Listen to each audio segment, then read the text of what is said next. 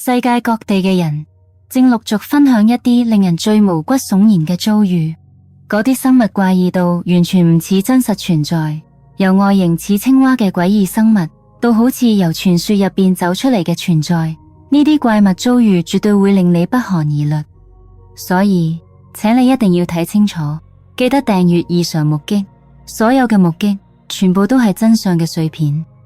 日本石狩村曾經多次出現神秘生物嘅目擊報告，有目擊者表示佢經常掹喺腐爛嘅木頭上面，靜靜等候獵物。呢個生物長住類似人類嘅頭顱，頭髮凌亂蓬鬆，鼻梁高挺，四肢亦呈現出人形結構，但佢嘅手腳帶有蹼狀結構，加上背部仲有類似龜殼嘅硬甲，令人睇到都毛骨悚然。同一段時間，附近嘅村民亦都陸續報告家畜離奇失蹤，直到有人成功拍低呢個生物，成個謎團先至被揭開。專家之後確認，呢個就係河童，一種日本民間傳說中棲息喺河流同湖泊入邊嘅神秘生物。一名男子深夜返到印尼金榜那家村嘅時候，突然遇到一樣令佢即刻停低腳步嘅東西。路邊躺住一隻完全冇動靜嘅怪異生物，外形似人又似獸。佢長住狼一樣嘅面孔，細長而鋒利嘅牙齒，尖耳朵，仲有一身濃密嘅棕色毛髮。但佢嘅手臂、雙腿同整體輪廓卻令人不安咁接近人類。恐懼瞬間湧上男子心頭，佢不禁懷疑呢個會唔會就係傳說中嘅狼人，嗰種只存在於神話之中嘅生物？如果真係嘅話，又係邊個將佢留喺呢度？喺極度不安之下，男子急忙返屋企，但腦海入面始終揮之不去嘅係附近森林可能潛伏住嘅危險。過去4晚，呢個家庭一直聽到屋內傳出奇怪聲響，家私無端端移位，物品散落四周。於是佢哋決定喺屋入邊安裝監控。點知錄影捕捉到嘅畫面令人震驚，一隻怪異生物由梳化後面現身。另一隻類似嘅生物亦唔知由邊度走出嚟，兩個身影都好似人類咁用雙腳行走，但佢哋嘅面部完全唔似人形，反而長住發光嘅眼睛同尖耳朵，外形似精靈一樣。之後呢一家人徹底搜查整間屋，但完全揾唔到任何蹤跡。2019年11月8號，一班朋友喺泰國披披群島附近泛舟觀海嘅時候，突然有不明物體喺船邊浮現，嗰係一條外形似魚但係極之怪異嘅生物，同佢哋以往見過嘅任何物種都完全唔同。佢長住巨大嘅帆狀背鰭、矛一樣嘅長喙，以及一副深色身軀，上面仲布滿發出熒光藍光嘅條紋。震驚之下，佢哋即刻開始拍攝，之後再問船夫先知道，原來呢一條係旗魚，一種以驚人速度同華麗外形聞名嘅海洋生物。喺印度班加羅爾，有一名男子查看前一晚嘅監控錄影，畫面令佢大為震驚。一個細小又怪異嘅生物出現喺門口附近，佢長住巨大嘅耳朵、發光嘅眼睛，同一個似人類嘅細小身軀，好似喺掙扎，似乎想闖入屋內。睇完錄影之後，男子深信自己嘅損失同呢個神秘生物有關，但始終冇辦法確定佢究竟係乜嘢。喺12月25號，希臘佛羅里納，一名男子喺平安夜採購完物資返屋企嘅途中，發現屋外出現異常動靜。一個衣衫蚊褸嘅怪異生物正透過窗戶窺視屋內，佢光禿嘅頭顱同慘白嘅面孔上有住一對漆黑而空洞嘅眼睛。當呢個生物察覺到自己被拍攝嘅時候，情況即刻升級，佢突然衝向仲坐喺車入面嘅男子。影片就喺呢一刻突然中斷，令觀眾不禁好奇之後究竟發生咗乜事。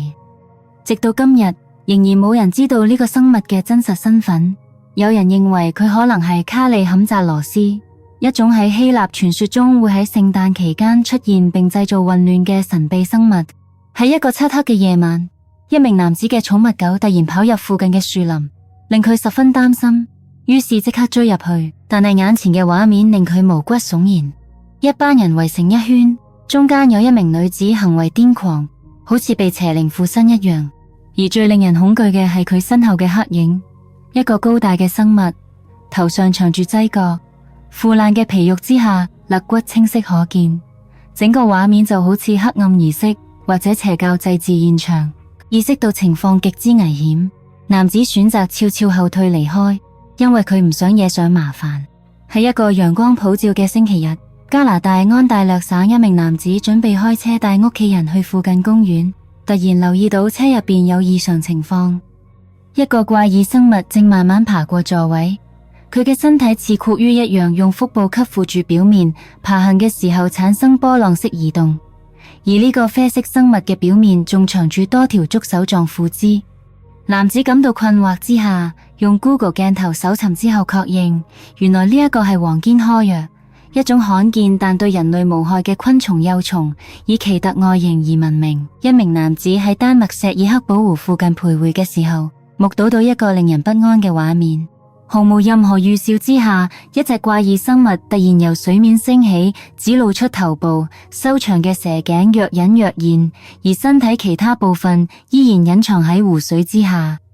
呢個生物只停留咗幾秒，就慢慢沉入漆黑嘅湖底深處。目擊到呢一切嘅男子震驚不已。之後佢將經歷講俾當地人聽，有人認為呢個可能就係耶夢加德，北歐神話中洛基之子，即係傳說中嘅海蛇。據講佢長期潛伏喺深水之中，只會向極少數不幸嘅人顯露真身。一名農場主發現自己嘅綿羊喺清晨離奇死亡之後，於是喺羊圈安裝咗監控器，想查清楚原因。當佢回睇錄影嘅時候，眼前畫面令佢震驚，一隻眼睛發光嘅奇怪生物正潛伏喺圍欄附近，試圖闖入。好在佢最終未能夠得逞，因為睇門犬死守位置，不斷狂吠，堅決阻止佢進入。呢個生物完全唔似任何已知動物，之後亦喺黑暗之中消失無蹤。直到而家，農場主仍然無法解釋當晚出現嘅究竟係乜嘢。你又覺得佢係乜呢？不如喺留言區同我哋分享你嘅睇法。2021年8月23日，一段詭異嘅監控影片喺網絡上引起極大關注。畫面入邊，一個怪異生物以極度扭曲嘅姿態移動，四肢張開，身體弓起，行動方式非常唔協調，令人睇到毛骨悚然。有人認為呢一個生物同傳說中嘅爬子怪物極為相似，但亦有人質疑呢一段影片可能係為咗吸引眼球而刻意擺拍。一對夫婦喺西班牙一個古老湖泊遊覽嘅時候，遇到一幕令佢哋終身難忘嘅畫面。喺湖邊位置，一個奇異生物踎喺度，手上仲攞住一條魚。佢長住異常巨大嘅耳朵，身體表面布滿風化嘅粗糙紋理，腳掌過大並帶有尖銳嘅指甲，身後仲拖住一條長尾。當呢個生物察覺到被拍攝嘅時候，突然一躍跳返水入邊，瞬間消失。夫婦兩人呆立原地，完全唔知道自己啱啱究竟見到乜嘢。亦有人認為呢個可能就係傳說中嘅地精。一段外泄影片由一名男子發布，佢聲稱自己曾經被邀請參加一個邪教秘密集會，而當中所見所聞令佢極度恐懼。影片入邊可以見到一個似惡魔嘅身影正在發生變形，好似根本唔係人類，而係某種更加可怕嘅存在。佢有住強壯嘅身軀，一條長尾，仲有4隻手臂同一條長到垂落地面嘅詭異舌頭。更加令人不安嘅係，現場嘅人竟然對住呢一個怪物進行膜拜。目睹一切嘅男子最終逃離現場，並發誓永遠唔會再參加呢一類集會。一名住喺亞特蘭大嘅男子，有一日朝早準備返工嘅時候，喺浴室入邊發現咗令人毛骨悚然嘅一幕。一隻奇怪生物正喺地氈上爬行。佢全身呈綠色，身體細長，兩側有大量細小嘅腳不斷蠕動，移動時仲滲出黏稠液體。當佢再走入洗手間，情況更加駭人。水槽入邊竟然飄住一條蛇形生物，體表覆蓋住詭異嘅綠色藻類。男子感到極度困惑，於是拍下影片並發俾一位動物學家朋友。對方回覆話，第一個生物係綠沙蠶，第二條係古面水蛇。呢兩種生物喺泰國其實好常見，經常會經排水管道進入民居。一名男子喺西孟加拉嘅逆河釣魚時，捕獲到一個真正怪異嘅畫面。鏡頭記錄到水中浮出一個長吻生物，皮膚呈深綠色，頭部排列住細小而堅硬嘅角。佢浮上水面之後，迅速叼走男子釣到嘅魚，隨即又潛返水底消失。呢名男子係經驗豐富嘅漁夫，但係都表示從未見過咁嘅情況。究竟係隱藏喺水入邊嘅河怪，定係未知嘅水生物，至今仍然係一個謎。2023年12月17號，一名男子喺德州沃科市完成一日長時間工作，返到屋企嘅時候，突然見到前院企住一個怪異生物。佢有住尖耳仔、瘦骨連旋嘅身體同灰色皮膚，甚至連喺地面正常行動都有困難。呢個生物完全唔似任何已知動物。有人認為佢可能係傳說中嘅卓帕卡布拉，但亦有人認為只不過係一隻冇毛嘅狗。可惜直到而家，佢嘅真正身份依然係一個謎。一名男子喺亞馬遜森林深處狩獵嘅時候，發現咗一群奇怪嘅生物。起初佢以為只係猴子，但係當佢用相機放大畫面觀察之後，先發現佢哋完全係另一種存在。呢啲生物全身長滿毛髮，有住尖尖嘅耳仔同黑色嘅眼睛，而且係用兩條腿直立行走，動作之間帶住一種明顯嘅智慧感，幾乎同人類無異。獵人懷疑佢哋可能係基因突變嘅產物，亦有可能係某種更加神秘嘅未知生物。為咗唔驚動佢哋，佢選擇悄悄後退並改變方向離開現場。一名潛水員喺北美附近嘅太平洋海域探索時，發現一隻果凍狀嘅奇異生物喺水中漂浮。佢散發住橙藍交錯嘅微光，嘴巴周圍仲長住4條細小觸鬚。